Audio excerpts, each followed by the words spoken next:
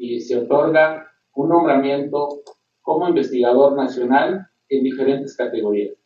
Las categorías en las cuales se reconocen a estos investigadores que aportan conocimiento científico, tecnológico, social, cultural, son candidato a investigador nacional.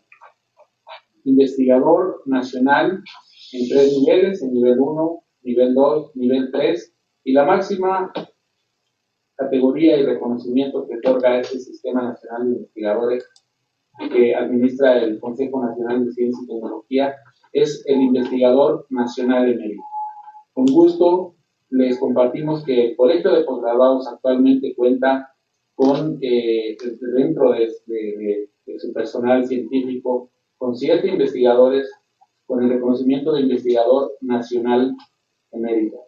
Y bueno, tenemos una participación muy activa en este Sistema Nacional de Investigadores, toda vez que 342 investigadores son reconocidos dentro de este sistema, representando prácticamente más del 70% de nuestra plantilla académica con este reconocimiento. Esto habla sí, del trabajo, del reconocimiento del trabajo que realizan nuestros investigadores. El día de hoy tengo el gusto de poder presentar una síntesis, una pequeña síntesis. Sería complejo poder abreviar tanto trabajo, toda una vida de trabajo científico, tecnológico y de transferencia y divulgación de la ciencia del doctor Edmundo García Moya. Quisiera referirme al doctor, quien es nuestro profesor investigador. El colegio lo reconoce como profesor investigador emérito.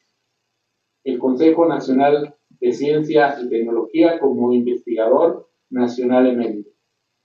Él se encuentra adscrito al programa de botánica del Colegio de Posgraduados del Campus Montecillo, Estado de México.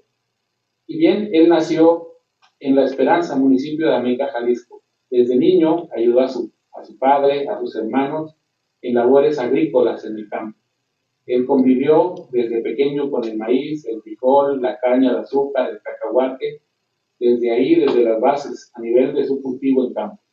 Estudió agronomía en la Escuela Superior de Agricultura Antonio Narro. Egresó en el 1965. Su maestría la realizó en la Universidad de Riverside, en Plant Science, egresando en el año 67. 67. En ese periodo, él desarrolló el concepto de islas de fertilidad, que se publicó en la revista Ecology.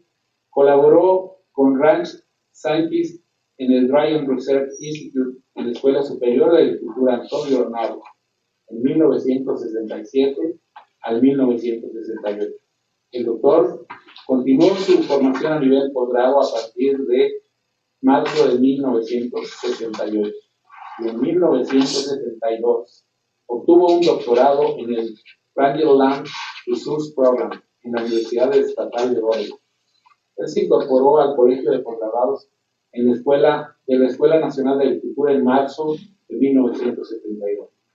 Dentro de su desarrollo, él ha dictado cátedras de manejo de pastizales, ecología, geobotánica, conservación y manejo de recursos naturales en la Universidad Autónoma de Chapingo, cursos de ecología vegetal, ecología de agostaderos, botánica de campo en Corpus Campus Montecillo.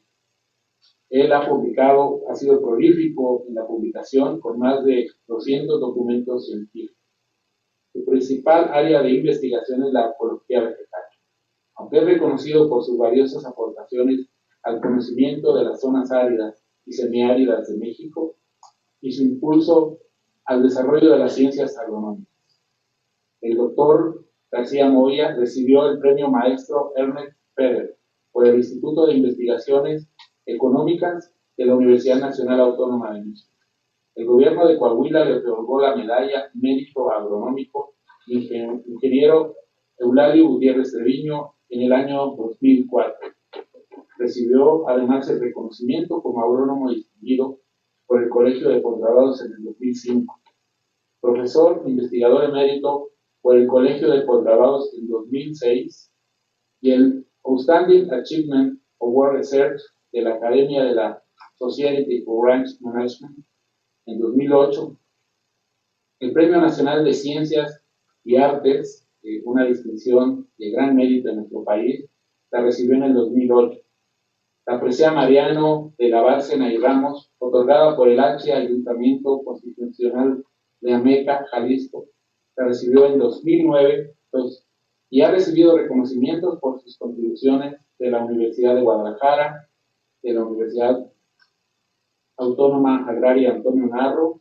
Es miembro titular de la Academia Nacional de Ciencias Agrícolas de México, miembro regular de la Academia Mexicana de las Ciencias y es investigador nacional del Sistema Nacional de Investigadores a partir de 1984, cuando este se constituyó, y en la actualidad, lo hemos señalado, es un investigador nacional emérito. Y bien, con todo esto expresado, es un gusto también para mí presentarles a quien conducirá la presente entrevista, la doctora Katia Figueroa, quien es profesora e investigadora del Campus Córdoba y además una destacada divulgadora científica. Doctora Katia, doctor García Moya, gracias por acompañarnos. Gracias. Muchas gracias. Gracias, doctor Abel. Y bueno, vamos a continuar con este gran momento, yo diría,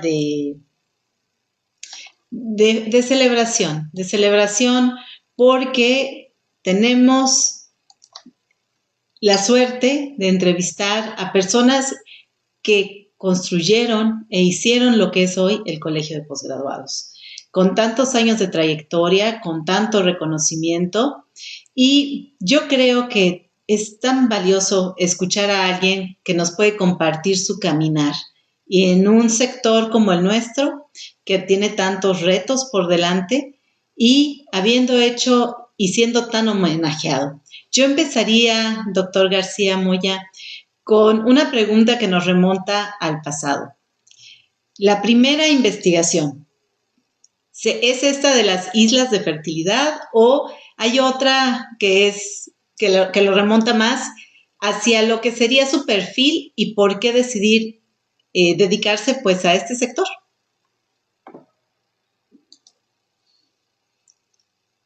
Bueno, recuérdese que mi título es ingeniero agrónomo, así a secas. Entonces, en aquel entonces, en la Escuela Superior de Agricultura, era el grado que se otorgaba, ingeniero agrónomo. Y esto le daba a uno la posibilidad de deambular por muchos campos de la agronomía. Con esto les aprovecho la oportunidad para comentarles. Nosotros cursamos 70 asignaturas, 7 en cada semestre, 14 anuales, de tal suerte que al final, pues a lo mejor nos llenábamos de paja, o de que ustedes quieran, pero esa panorámica nos daba la oportunidad de, pues, a lo mejor ubicarnos y ya a otro nivel pensar en especialización o en algún tipo de posgrado. De tal suerte que mi primera incursión en la investigación pues fue un ensayo que llevé a cabo por 2 años sobre cebolla, adaptación de cebollas en el área de Saltillo, Coahuila. ¿No? Esa fue mi tesis de licenciatura, ¿no? Que terminé casi a la par con mi formación académica en 1965, pero que tuve la suerte o la fortuna de irme de inmediato a hacer el posgrado. Es decir, que yo terminé el 29 de junio de 1965 y ya estaba siendo demandado en un curso de capacitación en inglés en la Universidad del Sur de Illinois, en Carbondale. De tal suerte que pues yo me pues me hice un tanto el desentendido y no empecé ese curso de capacitación en inglés hasta los primeros días de julio, porque tuve que asistir a la graduación y todas las actividades protocolarias que se derivan de obtener un grado. Pero yo la investigación que llevé a cabo para optar por el grado de ingeniero agrónomo, o el título, mejor dicho, de ingeniero agrónomo,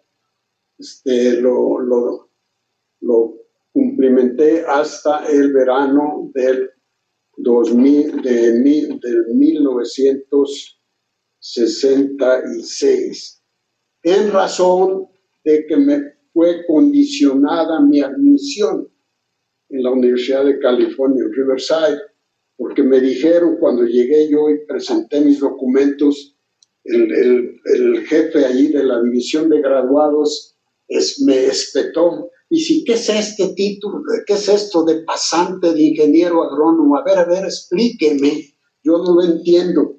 Bueno, ya allí con mi inglés de tabelero, pues tuve que dar una explicación. Y me pusieron como condicionante que en un año debería yo de presentar el título.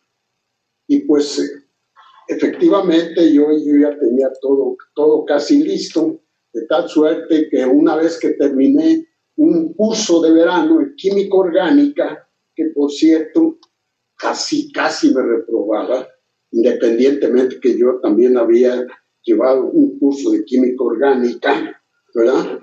Pues tuve que regresar a Saltillo, sentarme a escribir a terminar los últimos detalles de mi tesis de licenciatura, presentar en los primeros días de agosto de 1966. Entonces, eso fue mi primera incursión en la investigación. Nada que ver con las actividades que pues ulteriormente opté. Sin embargo, pues estando ahí en el entorno del sur de Saltillo, pues caramba, de alguna manera uno podía percibir la aridez o la estrechez del entorno, y al mismo tiempo en la primavera de 1965 tuve la oportunidad de integrarme a un grupo de trabajo de la Universidad de California y un miembro de la Universidad Estatal de Washington, de Pullman, Washington, y me invitaron a acompañarlos, pues yo creo más bien como chalán.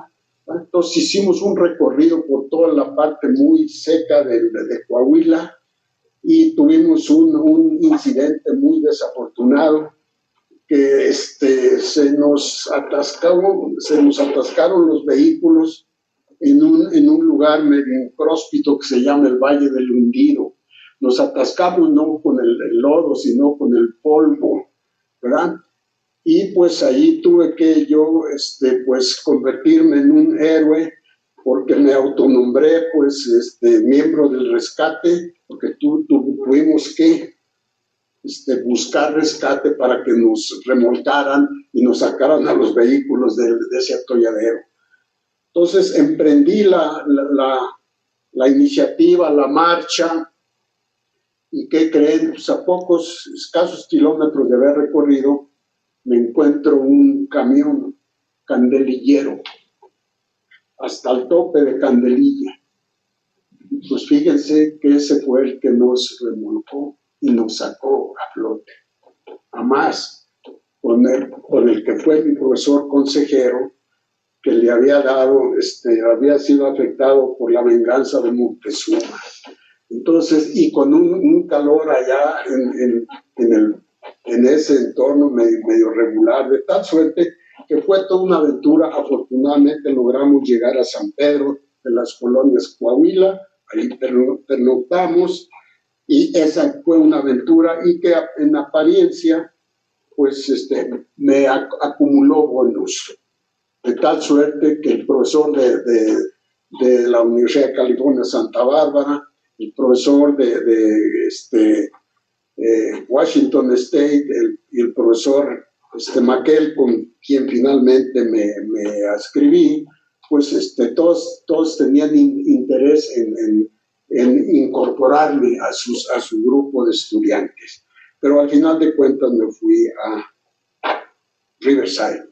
Después de un curso de capacitación, como dije previamente, en la Universidad del Sur de Illinois, en inglés, y en un curso que se llamaba En Orientación en la Agricultura, que consistía básicamente en visitar instalaciones agrícolas, pecuarias, campos experimentales, y en suerte nos tocó en un fin de semana visitar lo que ahora es algo disque espectacular, el Missouri Botanical Garden, que en aquel entonces pues estaba muy deteriorado, y que pues yo creo que la nueva administración lo puso muy a tono, de tal suerte que si ustedes quieren enterarse de los últimos avances de la botánica, pues hay que desplegar la página de esta institución,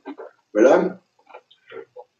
Llego a la Universidad de California en finales de agosto de 1967, y ahí inicio el peregrinar, porque de hecho, para obtener la maestría la sudé, al grado de que, a pesar del condicionante que me pusieron de tener el título, ¿verdad?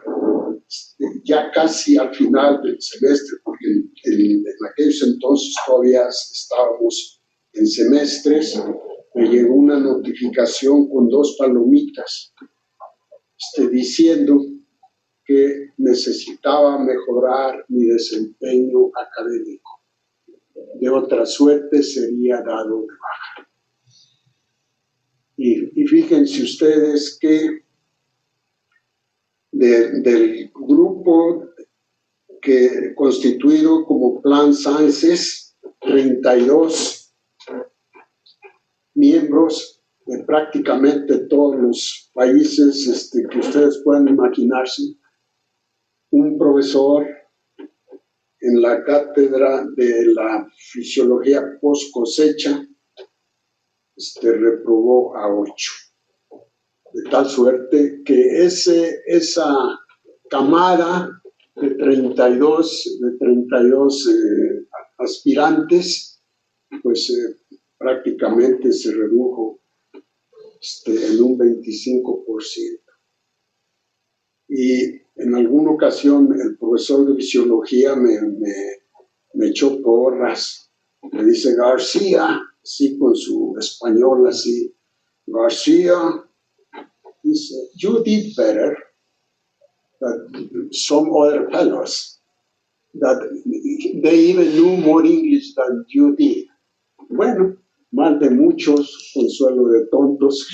Total, el asunto fue de que estuve en entredicho. Afortunadamente mi desempeño en el segundo semestre fue muy bueno.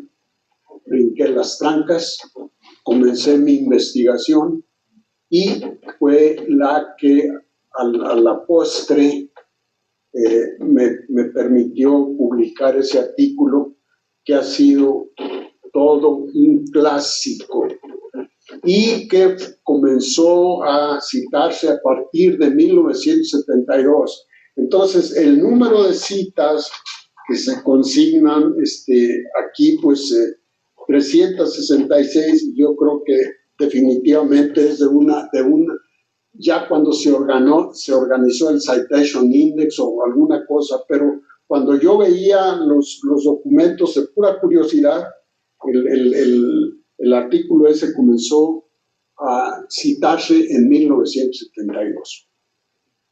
Entonces, esa fue pues algo que me proyectó al grado de que mis profesores de Riverside me me invitaban a conferencias, estuve en una conferencia sobre zonas desérticas, me invitaron a otra conferencia a Argentina y andaba ahí yo de mitotero, pues a lo mejor como canchanchan ahí de estos profesores.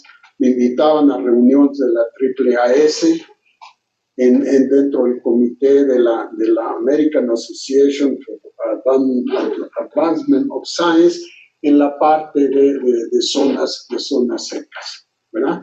Entonces, pues esa fue yo creo que el primer hito que yo tuve en el ámbito académico, en el ámbito científico, y sobre todo haber tenido la fortuna y el apoyo de haber publicado ese artículo que marcó ciertas directrices. Y que hasta la fecha todavía, a veces se sigue citando. Justo ahí tengo, bueno, dos comentarios y una pregunta. Creo que no hay un camino recto, que a veces pensamos que las carreras académicas es A, B, C, todo directo, todo derecho, pero con lo que usted nos platica, en realidad a veces las carreras académicas, y yo creo que si luego nos platicara qué vino haciendo después y cómo se le fueron dando oportunidades, supongo que no podemos decir que sea un camino recto, ¿verdad? Y la otra es una pregunta más hacia usted sobre, ¿siempre ha sido tan autoexigente? O sea, es algo que me pregunto. Me pregunto si para ser exitoso en la vida tenemos que autoexigirnos o no. Es pregunta. Bueno, miren ustedes, desde que yo tenía uso de razón, ya tenía responsabilidades asignadas. ¿Verdad?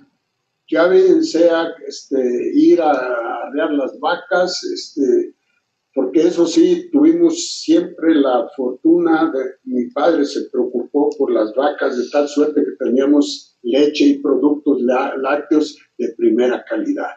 Entonces, la alimentación era fundamental, además de contar con una madre que fue pues, una santa. Y digo eso por la forma en que sobrellevaba a veces los improperios de mi padre, ¿no? Demasiado exigente, pero mi madre muy en lo suyo, de tal suerte que pues a veces atemperaba la situación, de tal manera que de algunas de las actividades o algunas de las acciones que yo tenía que hacer dependía en cierta medida la leche del día siguiente, el queso o todos los derivados de la leche, ¿no? De tal suerte que pues no había otra. A las vacas había que darles de comer y pues buscarlas, sacarte el forraje o lo que fuera, ¿verdad? Por una parte. Y por otra parte, las actividades domésticas que mi señora madre me encomendaba, ¿verdad? Pues barrer ahí el patio, acarrear la leña y cosas de esas, mucho muy variadas que de alguna manera pues, contribuyen ahí entre comillas, al bienestar familiar. Pero una disciplina para llevar a cabo las cosas que tenían que hacerse, que no había pretexto para no hacerla. Entonces eso de alguna manera, y eso ha sido siempre, entonces a lo mejor por eso, efectivamente, pues siento que soy exageradamente exigente a mí mismo, a las cosas que yo hago, a las responsabilidades que se me asignan, de tal suerte que pues no hay de otra más que eso se tiene que hacer, punto, sin excusa ni pretextos. Un incidente, después de las actividades escolares, yo era comisionado a arrear las vacas con todos los becerros. Entonces, en alguna ocasión se me pusieron difíciles el integrar la manada, ¿verdad? Encauzarlas en la vereda, y caramba, pues llegué como a las 11 de la noche, montado a pelo en el caballo, cruzando matorrales, pero el ganado, una vez que agarraba la vereda, ya no había conflicto.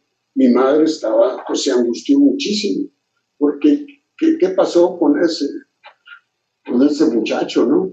Y obviamente ahí entraban ciertos escarceos entre mi padre y mi madre en cuanto a que la asignación de responsabilidades, pero bueno, eso fue parte de, siempre fui exigido, de tal suerte que con el tiempo, pues eso ya se toma como una disciplina, o como un vicio, como una costumbre, como ustedes quieran, o como se quiera interpretar.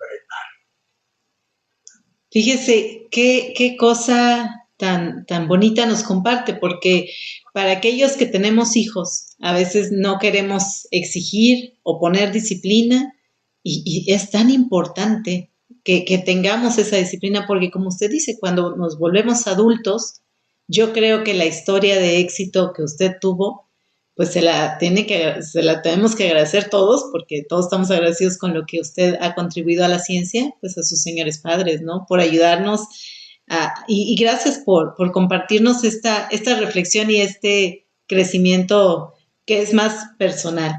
Quisiera regresar a la pregunta de estas islas de fertilidad. Para aquellos que no han tenido la oportunidad de leer este artículo, ¿nos podría resumir brevemente de qué va este concepto, doctor?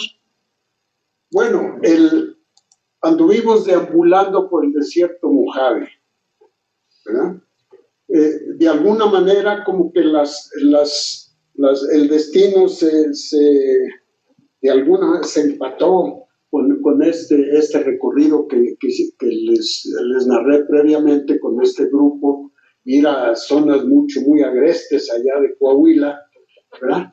Entonces, pues el profesor, mi profesor consejero, el profesor Maquel, dice, bueno, pues a lo mejor hay que ver qué es lo que hay, cómo están las cosas en el desierto Mojave. Entonces, para eso se seleccionó un sitio muy especial donde convivían leguminosas y la planta dominante, que es la gobernadora. Entonces, pero eso a lo largo de cauces, ¿verdad? Porque las leguminosas, independientemente de su capacidad que tengan, pues no van a tolerar esa tensión hídrica o esa tensión ambiental que tolera la gobernadora. Y usted ve que a lo largo de los arroyos en el desierto sonorense, va a haber sembrados especies de leguminosas. Y dice, bueno, pues, las leguminosas tienen capacidad de fijar nitrógeno, etcétera, etcétera, pero también van a depender de cierto abasto de humedad, de agua, ¿verdad? Y a lo largo de esos cauces, en los desiertos, usted ve una imagen fotográfica y bien marcados los cauces donde va usted a encontrarse a esas leguminosas, ¿verdad? De tal suerte que al profesor se le ocurrió de que pues, se viera pues qué estaban haciendo o cómo se comportan esas especies. Entonces estudiamos dos leguminosas y cómo de alguna manera como control pues, a la gobernadora, ¿verdad? De tal suerte que analizamos los suelos, ¿verdad? Debajo del dosel de las leguminosas, debajo del dosel de la gobernadora, y una muestra también como cotejo experimental en las áreas donde no había vegetación. De tal suerte que pues, las diferencias fueron pues, marcadas. las leguminosas, de alguna manera, debajo de su dosel, pues tenían una concentración de nitrógeno mayor que los suelos debajo de la gobernadora. Y de alguna manera, pues esas doseles o esas cubiertas o esos espacios cubiertos o bajo la influencia de las leguminosas, pues tenían otras condiciones más favorables para el crecimiento vegetal, donde fundamentalmente se asociaban especies, sobre todo anuales, ¿verdad? Y a la postre, pues se daba un ciclo. Después, un profesor que, por cierto, estuvo allá en el ahora campus San Luis Potosí, el doctor Yetton, ¿verdad? Él también trabajó en esta situación, entonces, pero él generó un concepto que se llamó no islas de fertilidad, sino sucesión cíclica, en el sentido que una planta muy resistente a la sequía, como es la gobernadora, de alguna manera posaban allí aves, ¿verdad? Y esa planta creaba un microambiente muy particular donde las semillas de las excretas de las aves de alguna manera encontraban condiciones favorables para desarrollarse, y esa planta iba a ser sustituida por otras, y se daba el ciclo. Dentro de esas plantas que sustituían estaban unas opuntias cilíndricas, candelabriformes, y se daba el ciclo hasta volver a empezar con la gobernadora, una vez que las condiciones se habían hecho más complicadas. Entonces, pues esa fue la idea que se estudió, y definitivamente las condiciones ambientales bajo el dosel de las leguminosas era contrastante en cuanto a las condiciones, sobre todo de fertilidad, de la gobernadora y de los espacios que mediaban entre las cubiertas vegetales, ¿verdad? Qué interesante. Y doctor, yendo desde ese momento hasta ahora, ¿en qué está trabajando actualmente? ¿Ha regresado a ese tema de investigación o continuó desarrollándolo? Un poco para que los jóvenes que nos escuchan vean cómo a veces uno regresa o ya no regresa a ciertas investigaciones. Bueno, tuvimos la oportunidad de pues, hacer un seguimiento con una tesis de maestría de Juan Antonio Cruz, pero eso fue en Guanajuato, y efectivamente se corroboró esta propuesta de las islas de fertilidad. Pero esa es hasta ahí termina la historia. Luego muchos otros investigadores le cambiaron, sobre todo los norteamericanos. Ellos no hacen referencia al concepto de islas de fertilidad porque a lo mejor lo propuso un estudiante que pues de un país subdesarrollado, cosas de esas. Entonces ellos les han dado la vuelta. Y en lugar de hablar de islas de fertilidad, hablan de islas de recursos, ¿verdad? Y entre otras cosas, el doctor Valiente Banuet, por ejemplo, habla del nodrizaje de ciertas especies que, bueno, sirven como nodrizas para que otras plantas se desarrollen. Este mismo concepto pues es el de Yetton, que les comenté previamente, pero pues hay que adecuar conceptos de otra suerte, pues los artículos o los dichos que nosotros proponemos a lo mejor no tienen mucha trascendencia, ¿verdad? Entonces, este concepto de isla de fertilidad creo yo que lo han prostituido algunos colegas investigadores, muy a mi pesar, pero pues bueno, ¿qué le vamos a hacer?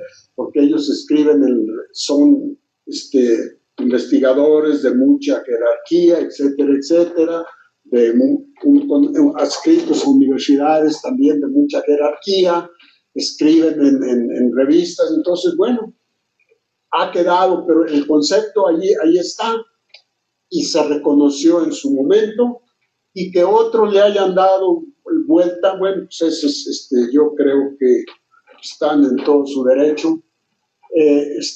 Aún todavía se sigue mencionando el concepto de isla de fertilidad, pero no se consigna entre paréntesis quién fue el que al menos lo propuso.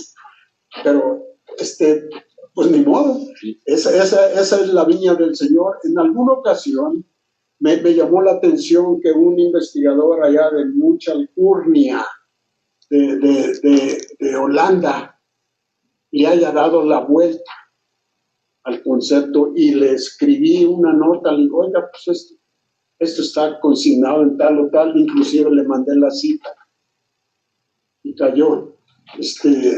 Nos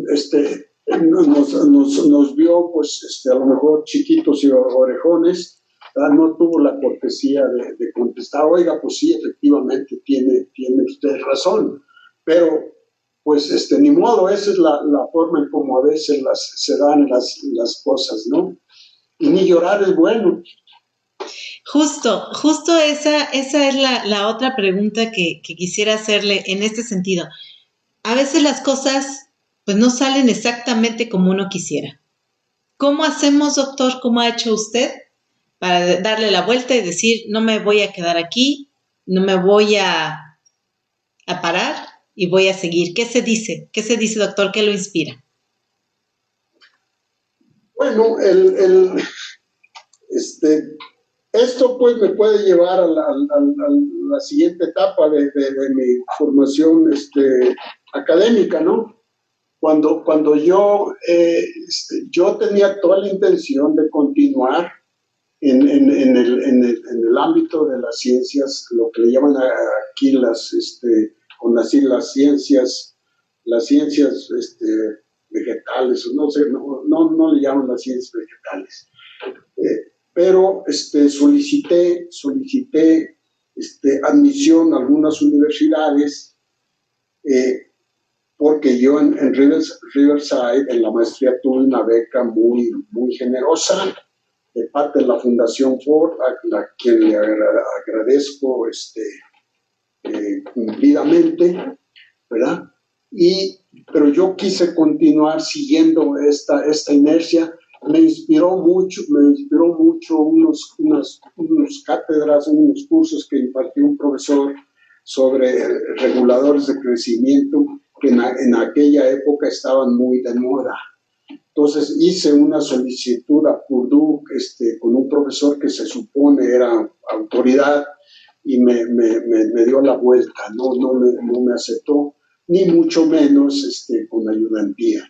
De tal suerte que yo regresé después de la maestría a la NARRO, porque se supone que la NARRO tenía el compromiso de contratarme, porque era parte de su programa de formación de profesores, cosa que hago también aquí un paréntesis. Estos 7 años de campaña, ¿verdad?, no me los reconocieron aquí. De otra suerte, pues yo ya fuera, ya para qué les digo, no voy a presumirles, ¿verdad?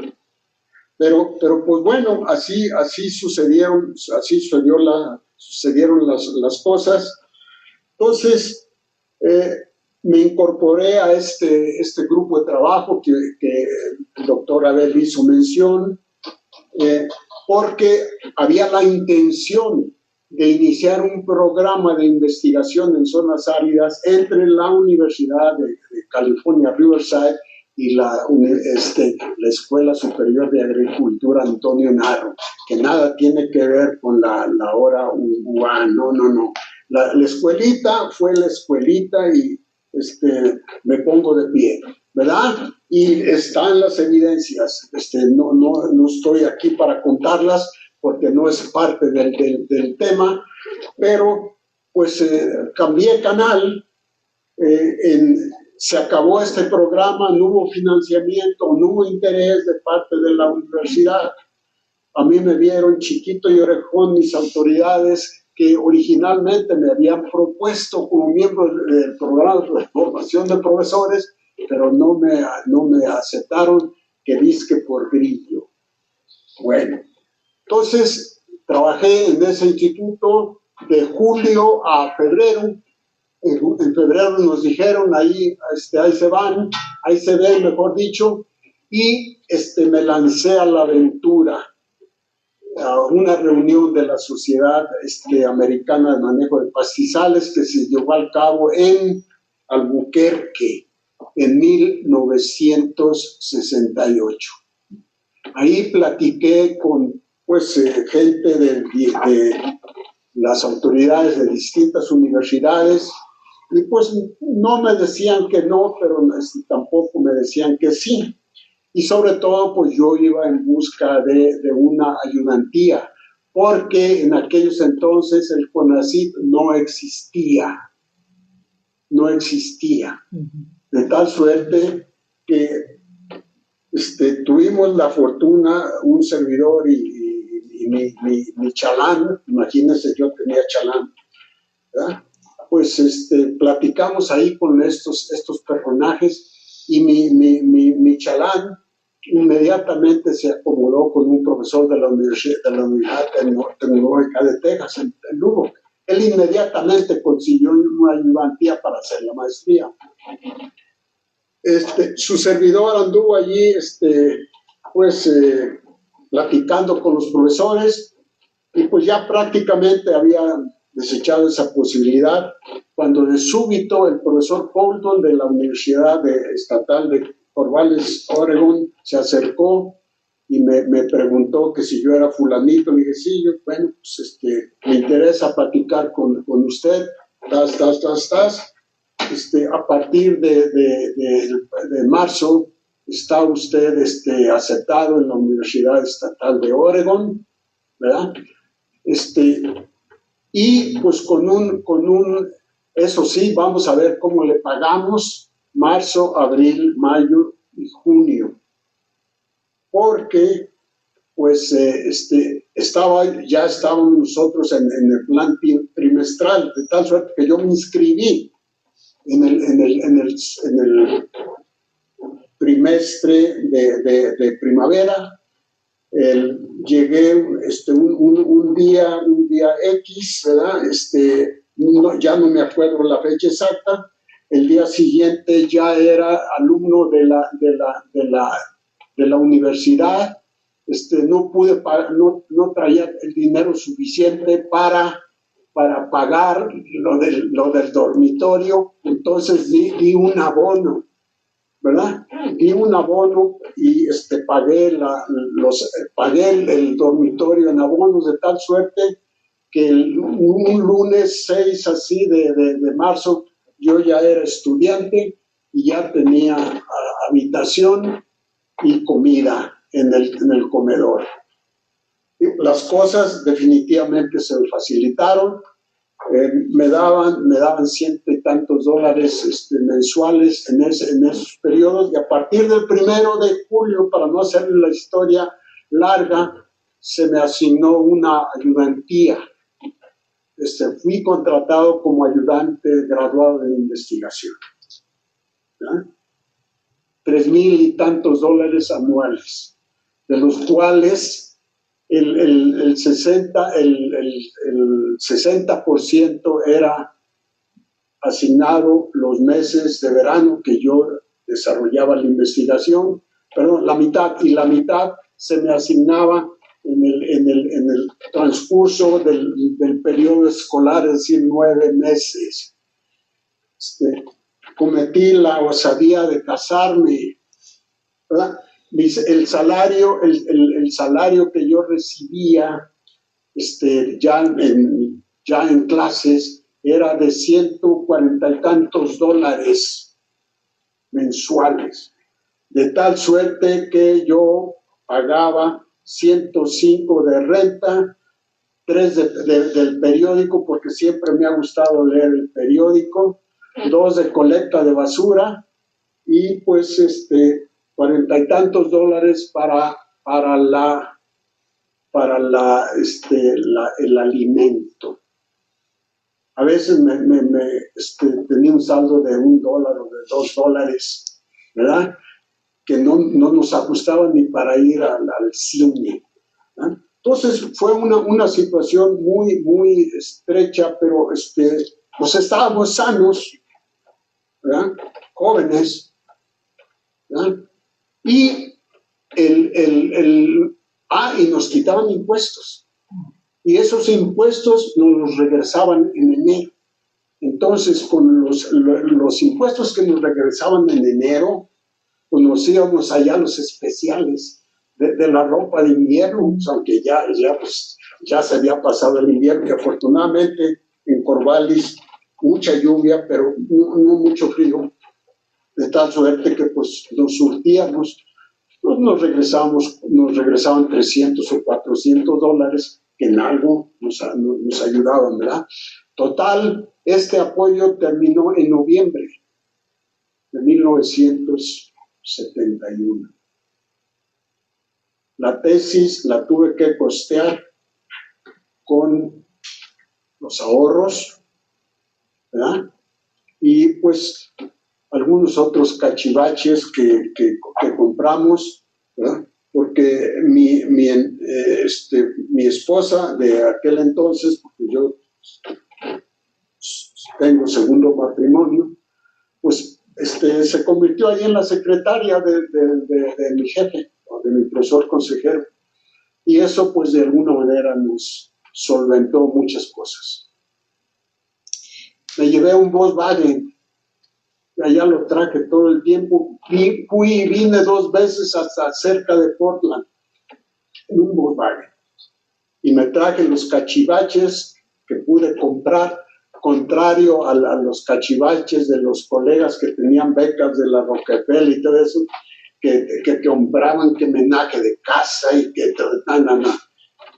Para mí lo único que me ajustó fue para una televisión, un tostador de pan y cositas allí niñas de la cocina. Llego aquí con mi Volkswagen los primeros de marzo. El profesor Sebastián ahí me alojó un tiempo. Después ya conseguí casa y a partir del 1 de marzo me contrataron aquí en el colegio de posgraduados. Me daban 850 de renta de casa, algo así. Pero bueno, es decir, toda una aventura. Pero afortunadamente, fuera de los lentes que me adopté en 1970, de los dientes que siempre he tenido problemas, eso lo solventé con recursos propios. Doctor. Inclusive se ahorró para comprar el lote donde está la casa de ustedes en Montecillo. Muchas gracias. Doctor, ¿qué historia? Porque a veces nos imaginamos, cuando vemos a las personas, pensamos siempre en cómo está ahorita, dónde está ahorita, lo que tiene ahorita, lo que ha logrado ahorita, pero no conocemos su historia, no conocemos esto que nos comparte y que es sumamente valioso, porque la realidad es que el camino a veces no es tan fácil, pero pues yo creo que ha de saber más rico cuando uno lo logra, ¿no? Cuando uno ha vivido esto y uno se dice, lo hice, aquí estoy, y más ejemplo y más admiración. Tengo algunos comentarios y preguntas. La doctora Mónica de la Cruz Vargas de Campus Veracruz dice, ¿cuántas aventuras en su aventura por la investigación. Gracias por compartirnos, doctor Edmundo García Moya, y la valentía para enfrentar lo que se requiere hacer. El doctor Arturo Pérez Vázquez dice, doctor García Moya, en primer lugar, felicitarlo por su nivel como investigador emérito.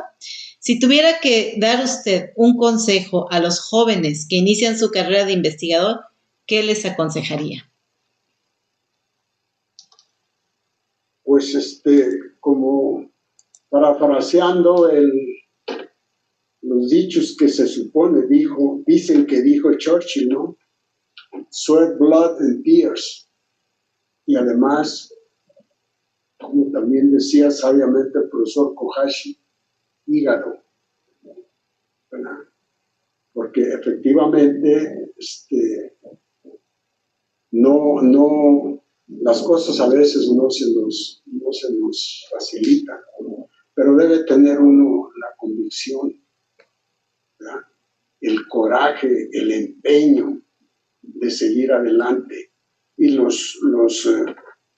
las dificultades que uno enfrenta pues deben de servirle a uno para madurar y en todo caso para pues de alguna manera sacar fuerzas de flaqueza, ¿no?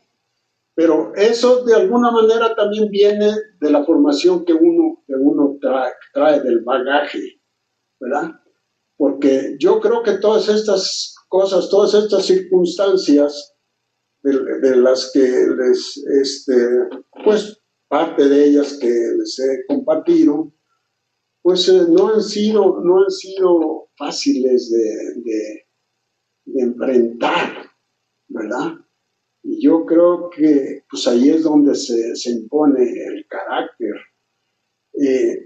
Creo yo que a mí, en lo particular, me sirvió mucho el haber estado un año adicional en la primaria, porque se supone que yo bajito, terminé la primaria y pues entonces repetí la primaria en un colegio Niños Héroes allá de América, donde mi hermano era allí achichincle del sacerdote. Y el sacerdote, es decir, yo aprendí muchas buenas lecciones, porque él nos insistía mucho, nos compartía muchas filípicas, muchas frases así, muy, como dijesen, muy profundas, que en la época en que estaba uno, pues como que calaban.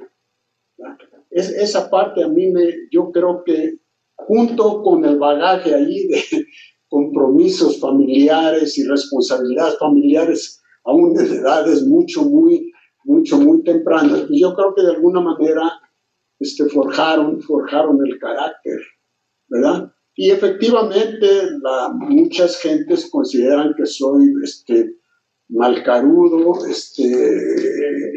pues de pocas pulgas, temperamento, pero pues al final de cuentas mis propios estudiantes han tenido que reconocer que bueno, pues a lo mejor algo hay que traigo aquí o acá que de alguna manera los convence o los decir, bueno, pues este compa no es tan león como lo pintan, ¿no?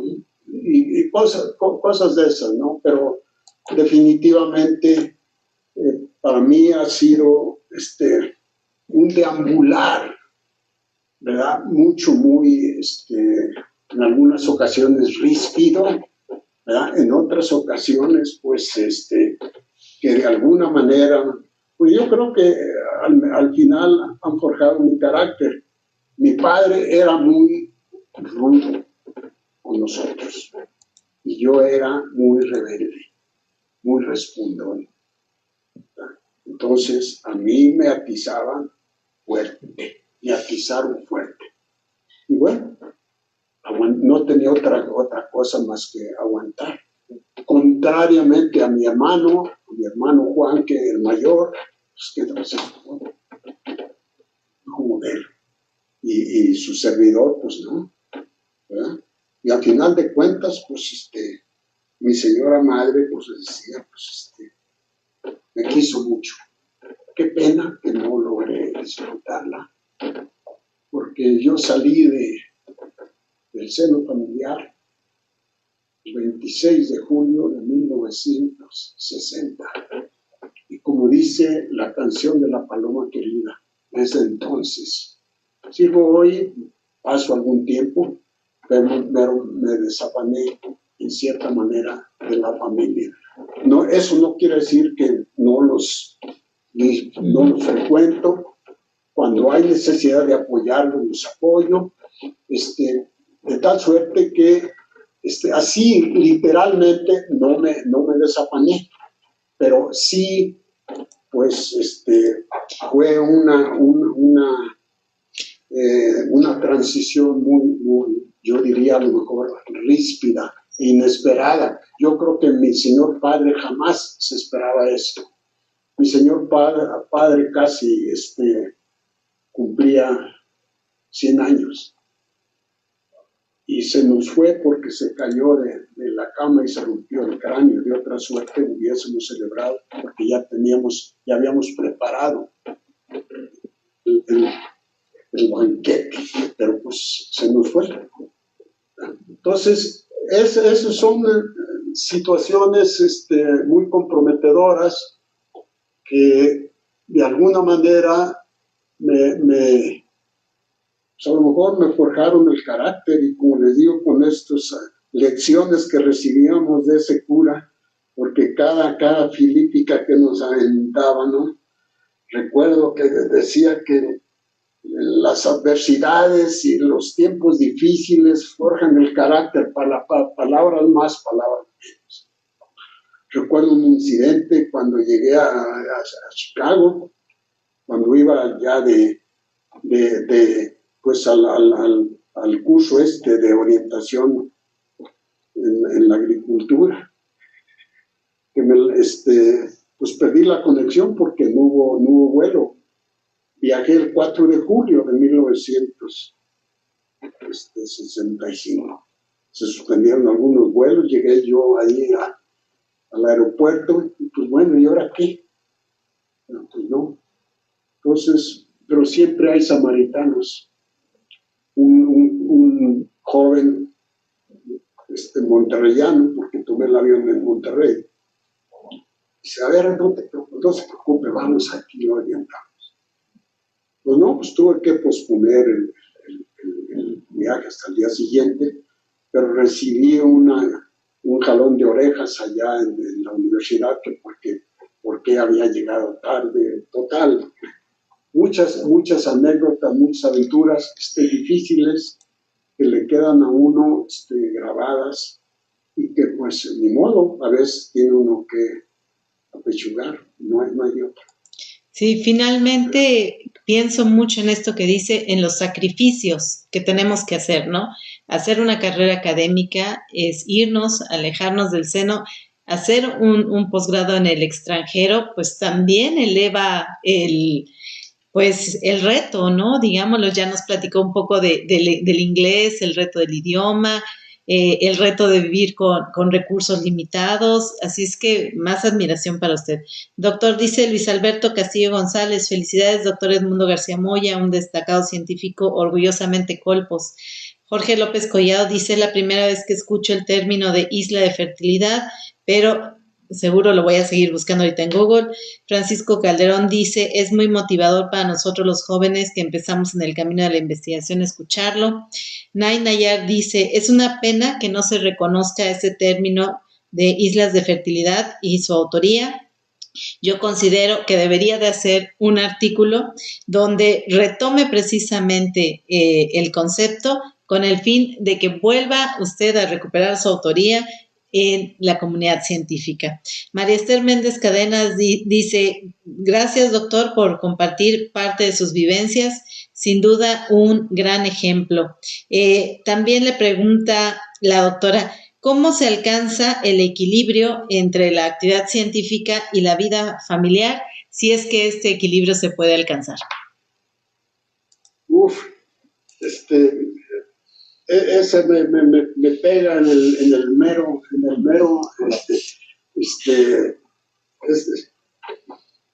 con todo respeto, es un gancho al hígado, ¿no?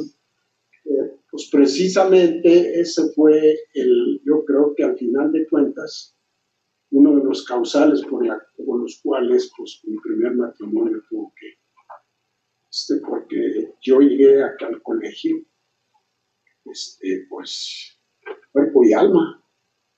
Llego en febrero, en marzo, repito nada más para darle el antecedente, en 2 años después me encomiendan la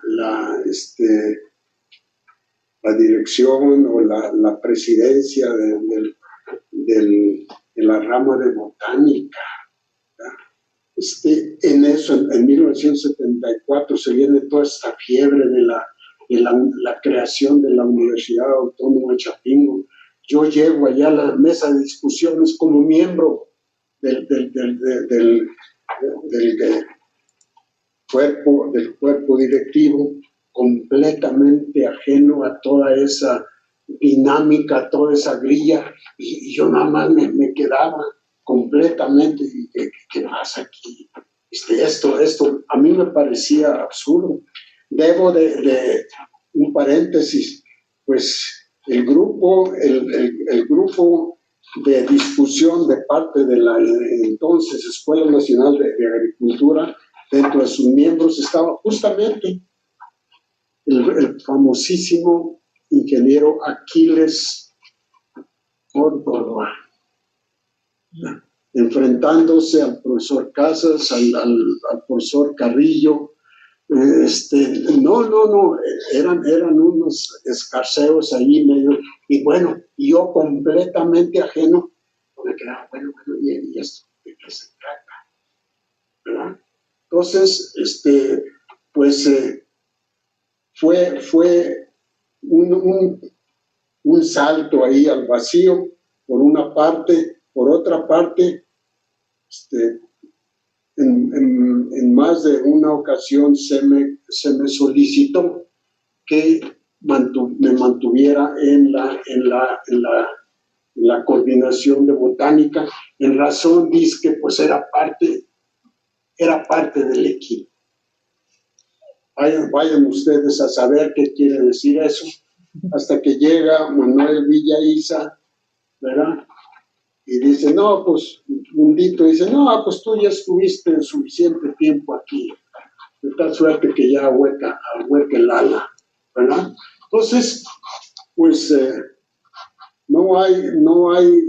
hay toda una serie de anécdotas que a lo mejor no vienen al caso, pero que, pues, de alguna manera nos ubican dentro del contexto de lo que estamos hablando, de lo que hemos sido, de lo que hemos logrado.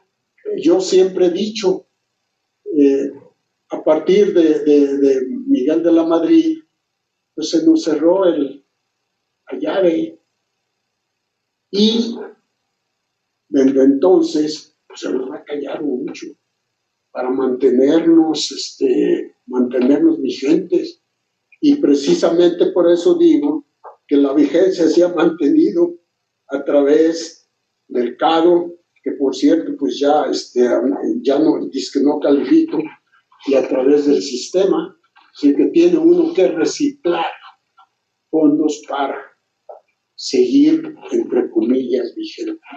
Si no fuera por eso, pues optábamos por a lo mejor los más de 100 académicos de este colegio, según alguna fuente que alguien dijo, no voy a decir quién, pues se la llevan nada más cobrando, ¿no? Cuando que ya deberían de darles las gracias, pero eso ya no me corresponde a mí. Yo simplemente comento. Lo que sí quiero enfatizar de que, pues, estar en esta posición es demandante, mucho compromiso y que a veces pues trasciende, volviendo a su pregunta, pues mi ex dice, no, ahí te ves, yo aquí no la hago, después de 21 años de matrimonio. Entonces, pues, ahora hay algún causal allí de que pues, ella no era aquí autóctona, pero, pues, la repercusión de alguna manera se ha dejado sentir en la familia. Yo tengo 3 hijos, ¿verdad? Ya una, pues, contemporánea a Oscar, o madre del hermano aquí de la doctora, ¿verdad? Inclusive interaccionaban ellos. Ella es maestra en ciencias, en educación, radica en Estados Unidos, la menor es dentista, incluso, y el joven Isaac deambula allá en Bruselas, en la cosa de bienes, renta, trabaja, bienes raíz, pero trabaja ahí en una empresa, se encarga de otorgar estos servicios. Sorprende a todos que haya aprendido el holandés o el dialecto que hablan allí, porque Bélgica hablan como 4 idiomas. Sí, y él lo aprendió. ¿Cómo le hizo? No sé, ¿verdad? Porque pues no muy, es un outlier, dijesen los estadísticos. No porque creo yo que no porque le falte capacidad, sino porque le falte, pues, ubicarse. Pero ni modo. Qué pena que, pues, mis hijos tengan que pagar esos costos. Ni modo. Sí, finalmente es parte, ¿no? Asumo cabalmente la responsabilidad. Es parte de lo que hacemos. Yo también soy madre de 2, también a veces llego ya es tarde. Compartimos este mismo, pues, costo que tiene tener una vida académica, que es a veces, como bien lo dice, a costo de la familia. Yo también considero que a veces fines de semana estamos yendo a campo, tenemos reuniones, estamos apurados sacando el paper, la tesis de los estudiantes. Entonces, pues nuestras vidas a veces implican este sacrificio y bueno, pasaré a la siguiente. Felicidades, dice, saludos desde Veracruz, dice el doctor Diego Platas, felicidades, doctor. Juan Valente Hidalgo Contreras, Campus Córdoba, dice muchas gracias, doctor, por compartirnos estos grandes momentos de grandes personajes en la ciencia, como lo es usted. Gracias, doctora Katia, por ser una excelente divulgadora de la ciencia en el Colegio de Posgraduados. Elizabeth Montoya dice, doctor García Moya, qué honor haber sido su estudiante en el posgrado de botánica, así como que formara parte de mi consejo particular. Y efectivamente no es tan león como lo pintan, pero la experiencia de investigación y docencia es así que es acorde al prestigio que le precede. Le mando un cariñoso saludo. Ron Camarillo dice, doctor Moya, ya no tenemos mucho tiempo para responder esta pregunta, pero quisiera saber, no sé si podría decirnos brevemente del proyecto Pinus Piñonero. Bueno, lo iniciamos con cierto éxito, promovimos reuniones nacionales, pero de súbito pues, se desinfló toda esta iniciativa porque ya no hubo apoyos. Es decir, eso fue uno de los cosas que consigno en alguna parte, que pues las propuestas estaban bien fundamentadas, pero nos decían, lo sentimos, no hay apoyo, o su tema no es prioritario. Y esa fue la razón, pero eso del piñonero, decir pino piñonero es redundante, simplemente pionero. Ese pino piñonero debería ser un caso de estudio. Yo les propuse allá los forestales, pero pues los forestales si no hablan de los avies y Harwegi o sobre todo pátula, no hablan más, ¿no? De los encinos, a pesar de haber ciento y tantas especies, Goyo comienza allí a escarbar, ¿verdad? Y le echo porras, por cierto. Goyo, qué bueno que estás considerando a los encinos, ¿verdad? Cree que me lo pitorreo, pero él accede a algunos comentarios que yo hago. Nosotros no. Los otros se sienten agredidos en los comentarios que yo hago en relación al posgrado forestal, que dicho sea de paso, el profesor Casas me lo encargó para que le diera salida, porque hubo un desbarajuste ahí que no daban con bola, porque la idea de que los programas se pueden fortalecer o formar con base a tiempos parciales, o vengo un día y a ver si no. La cosa es sobre el muerto las coronas. Al ojo del amo engorda el caballo, ¿verdad? Y el pelo se pone muy lisito cuando se le da un poquito de maíz, ¿verdad? Así es. Bueno, doctor, ha sido todo un placer para mí poder compartir todo lo que nos comenta, todo lo que nos abrió hasta su corazón y nos abrió su caminar, y creo que ayudamos mucho a los jóvenes cuando compartimos experiencias tan personales como usted lo acaba de hacer, porque a veces se angustian, a veces se piensan que solo a ellos les pasan esas cosas, que solo ellos pasan los sacrificios que usted nos acaba de contar, y usted salió adelante y mira hasta dónde llegó. La otra cosa que quisiera decir antes de irnos es, a veces no nos gusta cuando las personas nos dicen lo que piensan, pero sin las personas que dicen lo que piensan, yo creo que no tendríamos los grandes cambios que se han dado en la historia de la humanidad. Así es que ha sido un honor. Voy a darle la palabra al doctor Ponciano. No sé si quiere decir algo antes de despedirnos, y de nuevo reiterarle pues mi admiración y mi agradecimiento.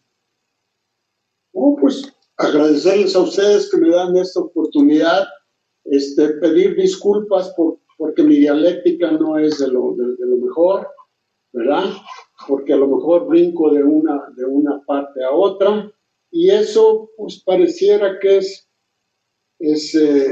carga genética, porque a veces en las clases los estudiantes me reclaman y dicen, bueno, profesor, ¿y esto qué tiene que ver con el tema? Digo, bueno, pues es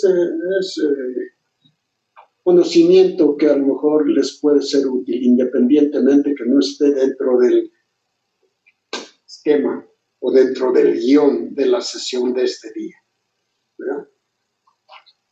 Así es. Muchas gracias. Muchas gracias, doctor Edmundo García Moya. Realmente ha sido muy, muy emotiva su presentación. Nos deja muchas lecciones.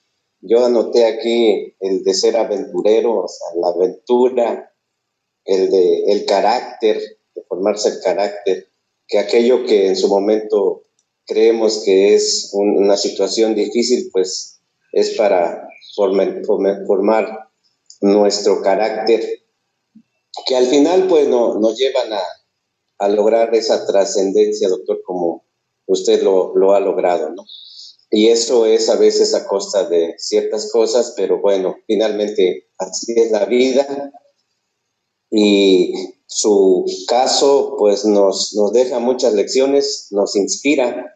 Me parece que se logra el objetivo de la doctora Katia y el doctor Abel de presentar estos conversatorios para pues despertar a algunos que estamos por ahí y que podemos, digamos, todavía hacer algo por el Colegio de Posgraduados, por nuestra actividad, y ustedes pues nos lo han mostrado desde los inicios y nos muestra que sí es posible lograr hacer cosas grandes.